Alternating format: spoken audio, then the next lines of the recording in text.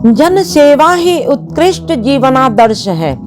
इस विश्व ब्रह्मांड में सृष्ट सभी वस्तुएं ही गतिशील है, कोई स्थिर होकर बैठा नहीं है। सभी को चलते रहना होगा, चलना ही बाध्यता मूलक है, चलमानता ही धर्म है।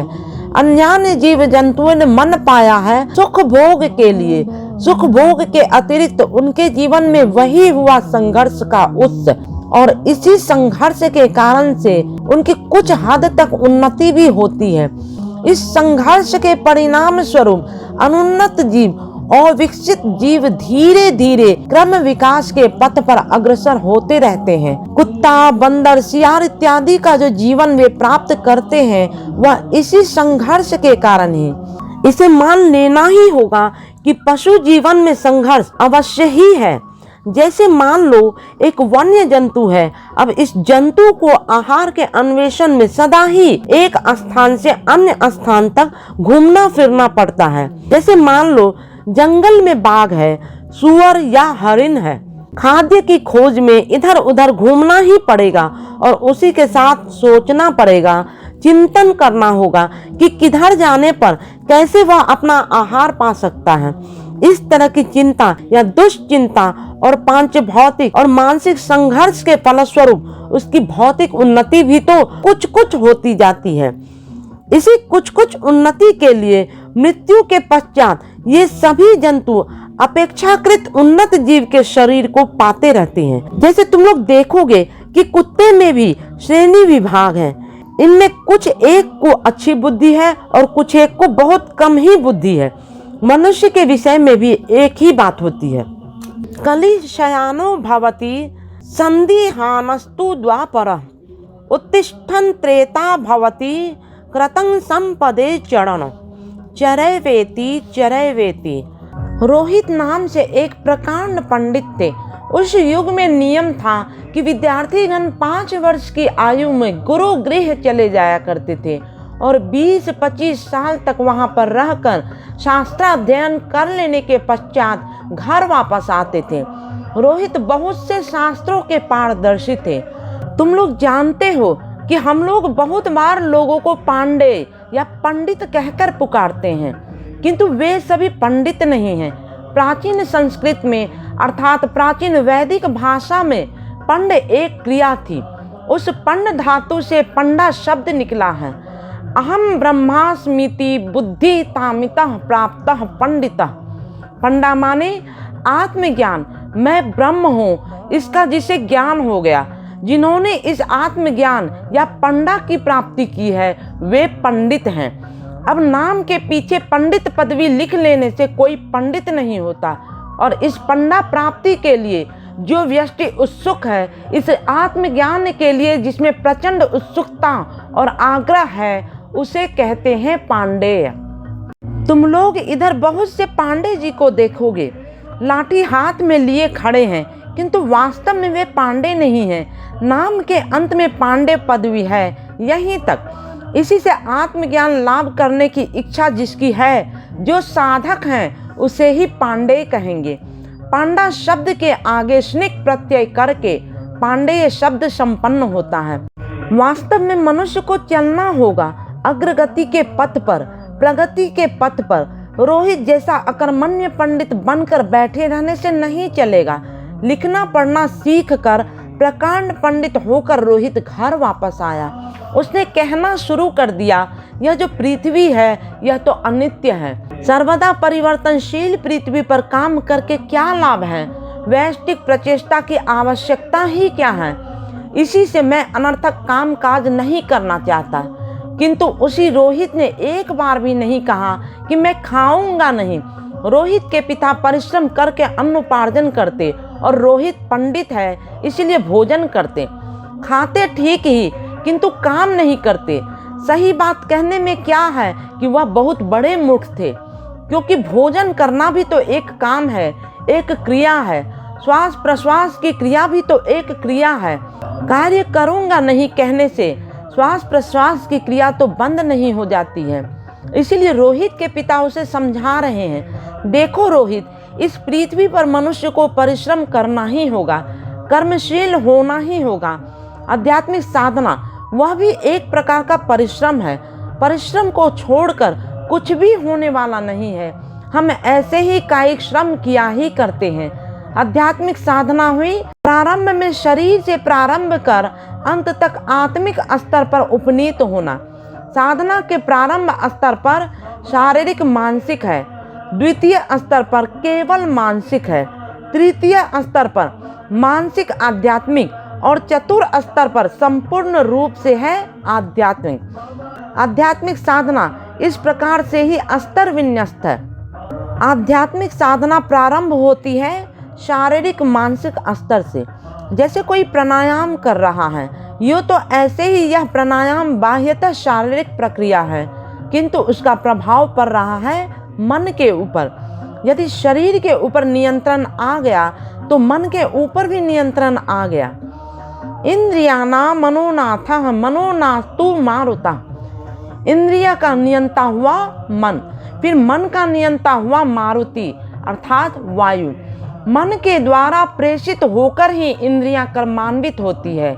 इसके लिए साधना मार्ग का सूत्रपात साइकोसाइकिक से होता है, अर्थात शारीरिक मानसिक स्तर से होता है। प्रारंभ होता है स्थूल शरीर से और उसकी परिणति होती है उच्च मानस भौमिक में। द्वितीय स्तर की साधना हुई केवल मानस भौमिक, केवल एक स्थान पर स्थिर होकर बैठे बैठे मन ही मन जाप करना। जिस तरह से स्वाध्याय कर रहे हो, बैठे ही बैठे सदग्रंथ पाठ कर रहे हो, अच्छी अच्छी बातें सुन रहे हो, यह सब कुछ ही हुआ मानसिक। हम लोगों का मन अवश्य ही बड़ा है, ठीक ही है, तथापि असीम नहीं है, अनंत नहीं है। उसकी भी सीमाबद्धता है। चौहद्दी के भीतर रहकर ही काम करना होगा।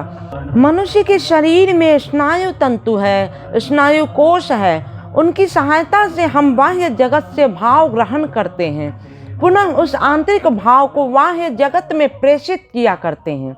और मन के बाहर स्नायु कोश रहता है।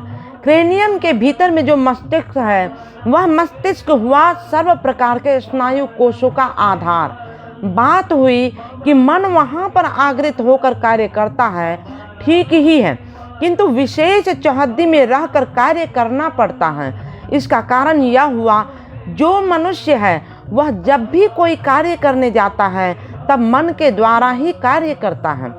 मान लो किसी का नाम राम या श्याम है, वह जब कार्य करता है तब प्रत्येक कार्य के पीछे जो केंद्र है, उसी केंद्रीभूत एक के पीछे उसका नाम राम या श्याम है। यह जो मानस शक्ति या मानस परिधि है, उसे ही कहते हैं अनुमन। तुम्हारा छोटा मैं है और उसी छोटा मैं को केंद्र करके सीमित कर्म क्षेत्र हैं। इसीलिए तुम्हारा छोटा मैं असीम अनंत तक कार्य नहीं कर सकता, कारण अनुमन सीमित है। किंतु तुम में जो मैंपन बोध है वह तुम्हारे मानस परिधि के बाहर भी बहुत दूर तक विस्तृत है, और बाहर में जो कुछ है उसे जानने या प्राप्त करने लायक ज्ञान तुम में अवश्य ही उपस्थित है। सामर्थ्य नहीं है किंतु ज्ञान है, ज्ञान की तृष्णा है। उसी तृष्णा को मिटाने के लिए, उसी क्षुधा को मिटाने के लिए तुम्हें और भी आगे बढ़ना होगा। मन से साधना प्रारंभ कर और तुम्हें अन्यत्र कहीं पर जाना होगा।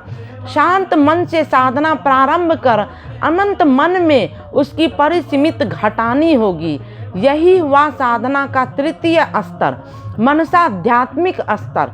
क्षुद्र मैपन से प्रारंभ कर बृहत मैपन की ओर बढ़ना ही हुआ साधना जगत का तृतीय स्तर। फिर तुम्हारा जब क्षुद्र मन अनंत मन में लय हो जाता है, एकात्म हो जाता है, अर्थात तुमने जब क्षुद्र मन को बृहत मन में रूपांतरित किया है, किंतु बृहत मैं के बंधन से मुक्त होकर आत्मा में प्रतिष्ठित हो जाना, यह जो प्रयास है, यह जो प्रचेष्टा है, यही हुआ शुद्ध आध्यात्मिक स्तर, अर्थात संपूर्ण रूप से आध्यात्मिक स्तर। अब आध्यात्मिक जगत में जाने के पीछे कौन विज्ञान क्रियाशील है? मन को बड़ा बनाकर बृहत को पाने के लिए चलना हुई मनसाध्यात्मिक साधना, और इसके बाद उसी बृहत सत्ता में मन को लीन करके परमात्मा में प्रतिष्ठित हो जाना ही हुआ विज्ञान। इसके लिए ज्ञान मार्ग भी है, कर्म मार्ग भी है। ज्ञान मार्ग हुआ आत्मिक सत्ता को छोड़कर अज्ञान वस्तु के प्रति आकर्षित होना। ज्ञान मार्ग का अनुसरण करने के लिए मनुष्य को बहुत कुछ लिखना पढ़ना होगा, बहुत कुछ सीखना होगा। इस प्रकार से जानते जानते, सीखते सीखते ऐसी अवस्था आ जाती है जब मनुष्य असार वस्तु को छोड़कर सार वस्तु में प्रतिष्ठित हो जाता है। इस प्रकार से ज्ञान मार्ग की सहायता से मनुष्य परम पुरुष को प्राप्त कर लेगा। फिर ऐसा भी तो हो सकता है कि जानते जानते ज्ञान का बोझ बहुत बड़ा हो जाएगा और मस्तिष्क के भीतर ज्ञान का जमघट लग जाएगा। तब ज्ञानाधिक्य के कारण मनुष्य का अहंकार भी बढ़ जाता है। मैं इतना जानता हूँ, मैं उतना जानता हूँ कहते रहने पर मनुष्य का पतन भी हो जाता है। पहाड़ के ऊपर चढ़ते चढ़ते हठात गिर पड़ा, ऐसा भी तो हो सकता है। इसके लिए यह ज्ञान मार्ग विपदजनक रास्ता है। इसके बाद कर्म की बात आती है। मनुष्य पृथ्वी पर आया है कर्म करने के लिए ही, कर्म करना ही होगा। इस प्रसंग में रोहित के पिता ने रोहित को कहा था, देखो रोहित, परिश्रम करते करते जब मनुष्य के मुखमंडल पर पसीना आ जाता है तो उस पसीने से भरे हुए मुख का जो सौंदर्य है वह वास्तव में अपूर्व है। क्योंकि वह परिश्रम जनित पसीना है, इसी से उसका सौंदर्य अनिंद है, अपूर्व है। देवता के राजा इंद्र ने भी देखा है कि परिश्रम के परिणाम स्वरूप इस मनुष्य के मुंह की जो सुंदरता है, उसके लिए मैं उसे अपने बंधु के रूप में पाना चाहता हूँ, उसके साथ मैं चलना चाहता हूँ। इस प्रकार से देवराज इंद्र भी इस तरह के मेहनती मनुष्य के मित्र हो जाते हैं। इसलिए रोहित, तुम आगे बढ़ते चलो, आगे बढ़ते चलो, जड़ की भांति निस्तेज होकर बैठे मत रहो। तुमने लिखना पढ़ना ठीक ही सीखा है, तब जड़ होकर बैठो मत। चढ़े वेती चढ़े वेती, आगे बढ़ते जाओ, आगे बढ़ते जाओ। प्राचीन संस्कृत भाषा में चर धातु का माने चलना है। लौकिक संस्कृत में चर धातु का अर्थ खाते खाते चलना है। चलना अर्थ में संस्कृत में बहुत से क्रियापद हैं। जैसे चर धातु, लोग कहते हैं गाय चर रही है, अर्थात गाय खा रही है और खाते खाते चल रही है। मान लो मूंगफली खाते खाते रास्ते पर चल रहे हो या चॉकलेट खाते खाते चले जा रहे हो, तो मैं कहूँगा तुम भी चर रहे हो। अंतर यही हुआ कि गाय घास खा रही है, तुम चॉकलेट खा रहे हो। लौकिक संस्कृत में चल धातु का माने ऐसे ही चलते रहना होता है। जैसे व्रज धातु है, व्रज माने आनंद सहित चलते रहना। तुम चल रहे हो, आनंद भी पा रहे हो, तो व्रज धातु है। पहले लोग वृंदावन में व्रज परिक्रमा करने जाते थे, इसी से उसे व्रज कहते थे। प्राचीन काल में आर्य लोग जब मध्य एशिया से पूर्व की ओर अग्रसर हो रहे थे, तब वे ईरान से होते हुए भारत में प्रवेश कर रहे थे। पहले अफगानिस्तान, फिर भारतवर्ष में आए। परंतु उस युग में अफगानिस्तान भारत का ही एक अंश के रूप में जड़ा हुआ था और उसका नाम था गांधार। आर्य थे शीत प्रधान देश के लोग, रूस के कॉकेशियन अंचल के लोग। फारस में आकर आर्यों ने देखा कि यहाँ पर प्रचुर मात्रा में भोजन मिलता है, यहाँ की जलवायु भी अच्छी है। इस कारण से ही वह स्थान उन्हें बहुत ही पसंद आया। अतएव ये लोग जब जा रहे थे तो आनंद पूर्वक जा रहे थे, इसीलिए उस देश का नाम आर्यन व्रज रखा था, अर्थात आर्य लोग जिस देश में आनंद से रहते हों। प्राचीन ईरानी भाषा में आर्यन व्रज बन गया ईरानवेज। अभी का ईरान अरबी भाषा में फारस है। इस फारस शब्द से ही पर्शिया शब्द आया है। अंग्रेजी भाषा में नाम ईरानवेज है। फिर मान लो कोई चल रहा है, वह चाहे आनंद पाए या ना पाए, किंतु उस चलने में वह शिक्षा का आनंद पा रहा है। इस अर्थ में पर्यट धातु व्यवहृत होता है। पर्यटक माने जो चल रहा है और चलते चलते सीख रहा है। संस्कृत में इस प्रकार के बहुत से शब्द हैं। चर शब्द का अर्थ चलना है। वैदिक संस्कृत में चर धातु का माने चलना है। कलिह शयानो भवति संदिहानस्तु द्वापरः उत्तिष्ठन् त्रेता भवति कृतं संपद्यते चरण। रोहित के पिता ने रोहित से कहा, देखो रोहित, जो सोए हुए हैं उसके भाग्य भी सोए हुए हैं, जो जग गए हैं उनके भाग्य भी जग गए हैं। और जिस मनुष्य ने चलना प्रारंभ कर दिया है उसका भाग्य भी चलना प्रारंभ कर दिया है। इसी से हे रोहित, तुम भी चलना प्रारंभ कर दो। चरय वेती, बढ़ते चलो, कार्य करना प्रारंभ कर दो। निष्कर्म होकर जड़ की भांति मत बैठे रहो। मनुष्य जब तक निद्राभिभूत होकर रहता है, अज्ञानता के अंधकार में डूबे रहता है, तमोगुणी जड़ता में आच्छन्न हुए रहता है, तब तक उस मनुष्य का भाग्य भी निद्रित रहता है। मनुष्य के जीवन के उस समय को ही कलियुग कहते हैं। फिर उसके बाद मनुष्य की चेतना जगती है, मुझे जगना होगा, कार्य करना होगा। तो उसी मुहूर्त से मनुष्य के जीवन में द्वापर युग प्रारंभ होता है। मनुष्य जब जग कर बैठता है, सोचने लगता है कि अब मुझे कार्य करने में उतर जाना होगा। यही हुआ वैश्विक जीवन में द्वापर युग। उत्तिष्ठन् त्रेता भवति। जब मनुष्य जग कर खड़ा हो गया और चलना भी प्रारंभ कर दिया, तब से उसके जीवन में प्रारंभ हो गया त्रेता युग। और कृतं संपद्यते चरण, जब चलना प्रारंभ कर दिया तब से प्रारंभ हो गया सत्य युग। कृत युग माने सतयुग। रोहित के पिता ने इसी से रोहित को चलने का सुपरामर्श दिया था।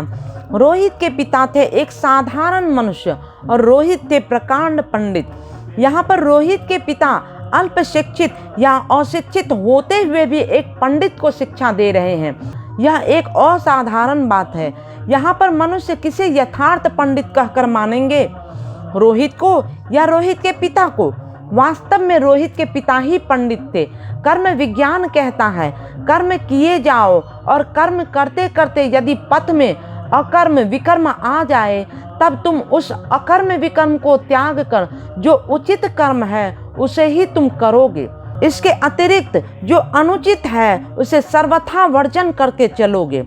इसे ही कहते हैं कर्म विज्ञान या कर्म योग। इस कर्म विज्ञान को जो नहीं समझता है वह कर्म क्या करेगा? जिसमें ज्ञान भी नहीं है, कर्म योग भी नहीं है, वह क्या करेगा? तब इसके लिए भी रास्ता है। इनका पथ हुआ भक्ति का पथ। मैं कुछ भी नहीं जानता हूँ, मैं जो कुछ भी करता हूँ वह इसलिए करता हूँ जिससे परम पुरुष विशेष प्रसन्न हो। उनकी संतुष्टि के लिए ही, उनकी सेवा के लिए ही मैं कार्य करता हूँ। यह सेवा की भावना ही हुई भक्ति भाव। इस भक्ति के द्वारा किसकी सेवा होती है? परम पुरुष की सेवा होती है।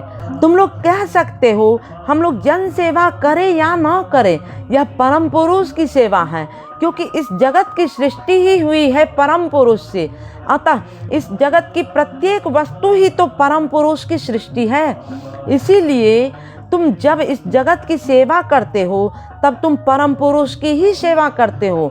तब तो इस जगत की सेवा करना माने परम पुरुष की सेवा करना है और वे इससे प्रसन्न होते हैं। मान लो तुम मेरे लिए अत्यंत बढ़िया मिठाई ले आए, किंतु मैं तो अधिक मिठाई नहीं खाता, खूब कम खाता हूँ। अतः तुम मुझे मिठाई न देकर यदि अन्य किसी लड़के को दे दो तो मैं खुश हो जाऊँगा। ठीक उसी प्रकार परम पुरुष की सेवा माने ही इस जगत की सेवा हुई। इस जगत की सृष्टि तो परम पुरुष से ही हुई है। इसीलिए खूब जन सेवा करो, परम पुरुष संतुष्ट हो जाएंगे। अतः जो सच्चा भक्त है, जो यथार्थ भक्तिवादी है, वह खूब जन सेवा करेगा और उसके साथ ही वह जो करेगा, गाएगा, नाचेगा, भजन कीर्तन करेगा, वह सर्वदा ही समझेगा कि परम पुरुष मानो सब कुछ में ही निवास कर रहे हैं, सब कुछ देख रहे हैं। इसीलिए परम पुरुष भी चाहते हैं कि वे भी भक्तों में ही निवास करें, उनकी ही बातें सुने, उनके सुख दुख की कहानी सुने, उनके नाच देखें, गाना बजाना सुने। नाहं तिष्ठामि बैकुंठे योगिना हृदये न च मद भक्ता यत्र गायन्ते तत्र तिष्ठामि नारदा। परम पुरुष तो ज्ञान की पराकाष्ठा है। भला मनुष्य कभी इतना ज्ञान अर्जन कर सकता है? मनुष्य कभी परम पुरुष के साथ ज्ञान प्रतियोगिता में उनसे पार पाएगा क्या? कभी भी नहीं पाएगा। मनुष्य का तो छोटा सा मस्तिष्क है, उसमें भला कितना ज्ञान रह सकता है? और परम पुरुष को तो अनंत ज्ञान है। कर्म की प्रतियोगिता में भी मनुष्य कभी भी परम पुरुष के साथ नहीं उतर सकेगा। सब कुछ जानने पर भी, ज्ञान कर्म में प्रतिष्ठित होने पर भी परम पुरुष कह रहे हैं, नाहं तिष्ठामि वैकुंठे, मैं वैकुंठ में निवास नहीं करता। विगता कुंठा इत्यर्थे वैकुंठ। कुंठा माने संकोचन। मन जहाँ पर संकुचित हो उसे मानसिक कुंठा कहते हैं। मान लो कोई अशिक्षित मनुष्य किसी बड़े विद्वान के यहाँ गया, उससे उस अशिक्षित के मन में एक हीन मान्यता जग जाती है। धनवान के पास कोई गरीब पहुँच जाने पर उसके मन में भी एक मानसिक संकोचन आ जाएगा, और जहाँ पर कुंठा नहीं है, मन वहाँ संपूर्ण रूप से मुक्त है, उसे मैं कहूँगा वैकुंठ। अर्थात जहाँ पर हीन मान्यता भी नहीं है, महामान्यता भी नहीं है। परम पुरुष के पास आने पर मन में हीन मान्यता भी नहीं रहती है, महामान्यता भी नहीं रहती है, क्योंकि परम पुरुष तो उनके अपने हैं। मान लो किसी के पिताजी बड़े पंडित हैं और पुत्र अल्प शिक्षित है, तथापि जब वह अपने पिता के पास जाएगा तब उसमें हीन मान्यता कार्य नहीं करेगी, क्योंकि वे मेरे पिता हैं, मेरे अपने हैं। परम पुरुष को पा जाने पर हीन मान्यता तो जगेगी ही नहीं, कारण वे तो अपने हैं और अपनों से तो स्नेह का, प्रेम का संपर्क है। फिर वहाँ पर कुंठा नहीं रहती, किसी प्रकार की महामान्यता, हीन मान्यता नहीं रहती है। परम पुरुष को जहाँ पाते हो वहाँ कुंठा नहीं रहती है, इसीलिए उसे वैकुंठ कहते हैं। वैकुंठ माने सप्तम आसमान नहीं, वह तुम्हारे मन में ही है। किंतु परम पुरुष ने कहा, मैं वैकुंठ में नहीं रहता हूँ, साधारण लोगों से भी मैं बहुत दूर हूँ, यह बात भी ठीक नहीं है। फिर मैं योगियों के हृदय में भी नहीं रहता हूँ, परम पुरुष योगियों के हृदय में भी नहीं है। यह बात सुनने में भी अद्भुत लगती है। मन में भी जो मानस वृत्ति रहती है, उसकी अभिव्यक्ति के लिए मन टिका रहता है। मनुष्य सुख पाने पर हंसता है, दुख पाने पर रो देता है, ये सभी मन की स्वाभाविक वृत्तियां हैं। योगी लोग स्वभावतः विशेष प्रयास के द्वारा वृत्ति के ऊपर नियंत्रण कर लेते हैं, वृत्ति निरुद्ध कर लेते हैं। जहाँ पर वृत्ति संपूर्ण निरुद्ध हो गई, वहाँ पर तो किसी प्रकार की अभिव्यक्ति नहीं है। जैसे वृत्ति निरुद्ध हो गई, मनुष्य सुख पाकर हंसेगा नहीं, दुख पाकर रोएगा भी नहीं। किंतु मनुष्य की तो स्वाभाविक बात हुई दुख में गला फाड़ कर क्रंदन करना तथा सुख में हंसना। कन्याएं जब पित्रालय से ससुराल में आती है तो माँ के मन में बहुत दुख होता है। इसी से माँ बेटी परस्पर को जकड़कर बहुत देर तक रोती रहती है। मनुष्य के लिए यही स्वाभाविक धर्म है। योगियों के लिए तो इन सब का झमेला नहीं है, कारण कि उनका हृदय तो रुद्ध है। हजारों हजार लोगों के मर जाने पर भी वे अपने नेत्रों से अश्रु गिराकर नहीं रोते हैं। फिर आनंददायक कहीं कुछ होने पर भी वे दिल खोलकर हंसते भी नहीं हैं। ऐसे निरुद्ध मन में यदि भगवान आ भी जाए तो उनका अभिप्रकाश तो होगा नहीं, वे तो वहाँ पर निस्तब्ध रह जाएंगे। भगवान चाहते हैं कि मनुष्य हंसे, रोए, नाचे, गाए, स्वयं खाए, अन्य को भी खिलाए। इसीलिए योगी का हृदय उनके हित में प्रिय अधिष्ठान स्थल नहीं है। इसी से परम पुरुष ने कहा है, मैं योगियों के हृदय में नहीं रहता, कारण उनका हृदय तो पाषाण प्रतिम है, वह तो मरुभूमि है। समतल भूमि की सरसता और श्यामलिमा तो उसमें नहीं है। इसी से कह रहे हैं, मद भक्ता यत्र गायन्ते तत्र तिष्ठामि नारदा। मेरे भक्त जहाँ पर हंस रहे हैं, रो रहे हैं, गा रहे हैं, नाच रहे हैं, हमारे साथ मेरा नाम लेकर मतवाले हो रहे हैं, मैं वहाँ पर रहना पसंद करता हूँ। इसी से यह हुआ भक्ति का पथ। इसीलिए कहता हूँ, तुम लोग बड़े बड़े ज्ञानी होकर रहो, मुझे इसमें कुछ कहना नहीं है। यदि बहुत बड़े कर्मवीर हो, इसके लिए भी मुझे कुछ कहना नहीं है। यदि तुम लोग बड़े बड़े भक्त हो, तब तुम लोग बहुत आनंद पाओगे। इसीलिए साधारण मनुष्य के लिए ही नहीं, वरन बड़े बड़े ज्ञानी तथा कर्मी के लिए भी सर्वोत्तम रास्ता हुआ भक्ति का पथ। साधना भजन करो, जी भरकर कीर्तन करो और उसके साथ ही अधिक से अधिक जन सेवा करो। यथार्थ मनुष्य के लिए यही करणीय है, यही सर्वोत्कृष्ट जीवनादर्श है। श्री श्री आनंद मूर्ति जी। प्रातः काल नागपुर 15 अक्टूबर।